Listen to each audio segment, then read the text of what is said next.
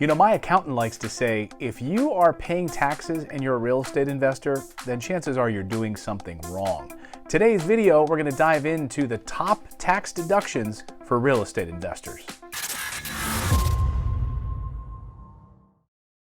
Hey there everyone, I'm Clayton Morris. I'm the founder and president of Morris Invest. We're a turnkey real estate provider. I've rehabbed hundreds of homes and I'm a long-time real estate investor. And one of the great benefits of real estate investing, of course, is the tax benefits. Again, my accountant, one of the greatest accountants in the country for real estate, has said if you're a real estate investor, you should not be paying taxes. You should be able to basically not pay anything in taxes if you're a real estate investor. So, the problem is that many people don't know or fail to take advantage of all the great tax benefits of being a landlord. So if you own rental properties or you're thinking about buying rental properties and getting started, there are some great depreciation, there's some great benefits that you need to know about in order to save on your taxes. Okay, let's dive into it. So we're going to go through 10 of the top deductions that you can take if you've got real estate, rental real estate. Now I want to be very clear. It's very important that you work with a tax accountant that understands real estate. If they don't understand real estate and you are building up your rental portfolio, chances are you need to find a better accountant, okay? Because again, you should not be paying anything in taxes if you are a real estate investor. There are so many great ways to leverage your properties. So, you've got income coming in from rent. Great. Are you then also making repairs? Are you buying additional properties? All of those things will offset the income that you have coming in. And maybe you have a salaried job, your normal 9-to-5 job. Great. Are you buying rental properties in an LLC and therefore offsetting the money that you have coming in from your 9-to-5 job? See, these are all ways that you can mitigate your overall tax burden. Remember, the tax code in this country, in the United States of America, was written for entrepreneurship.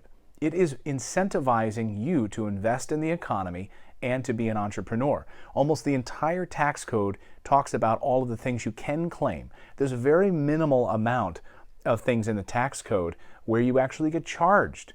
So it really does benefit you to take advantage of the tax code the way that it was written. Remember, almost every member of Congress owns real estate.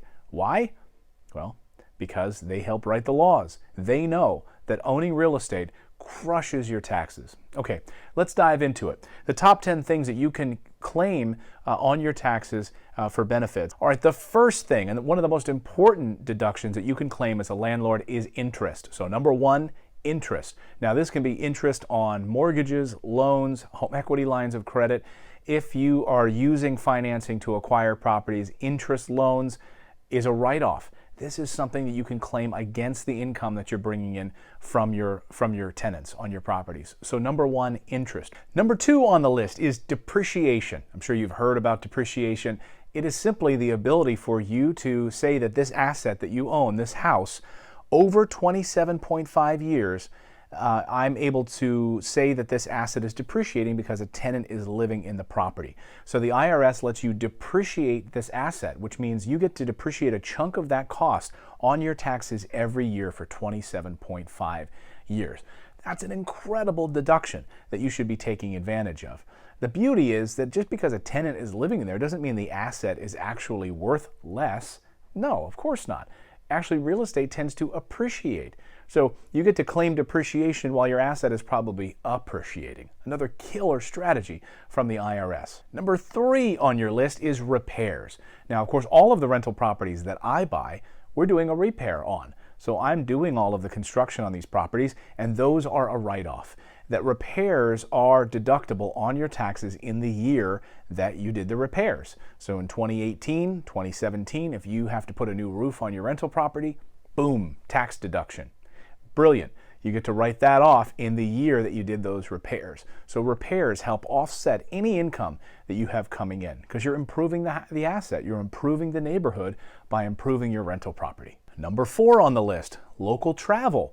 I very often will fly into my rental markets, or I'll drive and rent a car, mileage, all of those things are a tax deduction. So let's say you own rental properties in your own backyard, then you, anytime you get in the car, have to drive down to the property, you keep track of all of that mileage, you keep track of, the automobile. Maybe you even own a business, so you own an LLC, you own the rental properties in the LLC, and you have a car that is specifically geared just to running the business, you have to run back and forth between your properties, you can claim part of that vehicle as a business expense on your taxes. So local travel, keeping track of your mileage, keeping track of all of those things, incredibly important. And again, a great write-off if you own rental properties. Number 5, long distance travel. Okay, so forget properties being in your backyard. I live in New Jersey. There's no way I would ever buy rental properties in my backyard because, as we say in other videos here, we have videos here on ROI, the ROI is just too low. You know, I want to go into the Midwest and parts of this country where I can get a massive bang for my buck.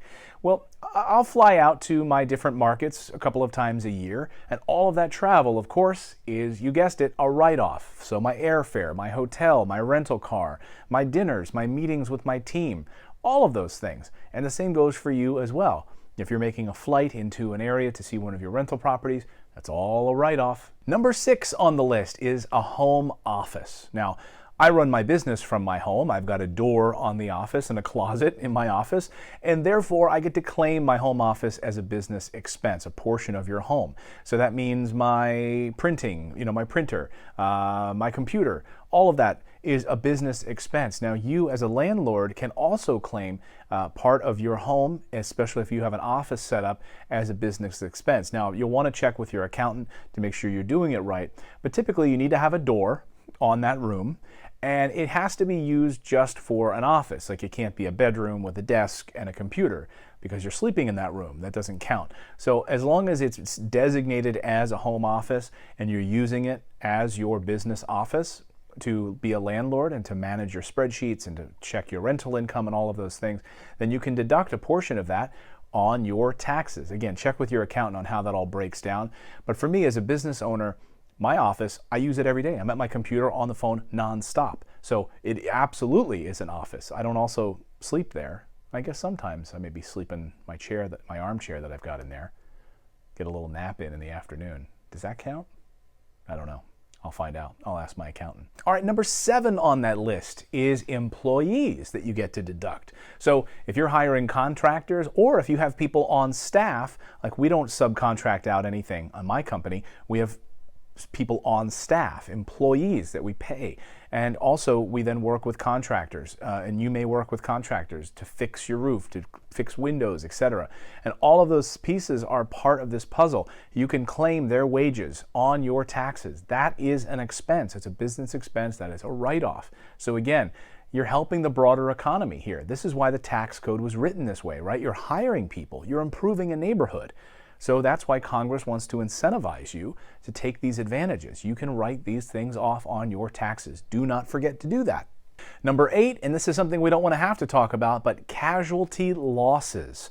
That is number 8 on the list, casualty losses. What does that mean? Well, your rental house is involved in a flood, if there's a fire, you can actually write a portion of that off on your taxes as a loss. So casualty loss, fire insurance, yes, it'll cover it, but they'll give you some room to breathe here with the IRS to be able to write that off on your taxes. So don't forget to write off casualty losses on your taxes. Number 9 on the list is insurance. Now, on every rental property I own, I have rental insurance. I have insurance on the properties. So any insurance you carry for your contractors or anything, you get to write off the premiums on your taxes at the end of the year. Again, that is a business expense. So any insurance you're carrying, that is a write-off on your taxes. Do not forget that. People forget that they get to, people build in insurance into their expenses when they're buying a rental property, and they're thinking about how that affects their cash-on-cash return. But remember that the insurance that you're paying for is a write-off at the end of the year. So make sure you check with your accountant and make sure you're writing off insurance at the end of the year. And number 10 on the list is paying for professional or legal services. Now, any fee that you're paying to a property management company or a lawyer is a write-off. That's a business expense. So think any work that needs to be done by your property management team, maybe the lease-up fee that they're going to charge you, $150 to do background checks on the tenant before they put them in the property. Boom, that's a write-off. They have to run out and do some work on the property. Boom, that's a write-off. You hire a lawyer to draft up a contract. That is a write-off.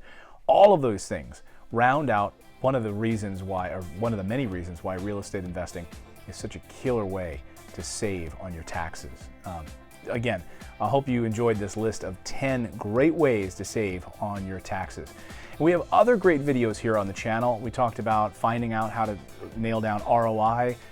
If you want to buy rental properties and have them done for you, totally turnkey, we have a whole playlist right here devoted to turnkey real estate investing.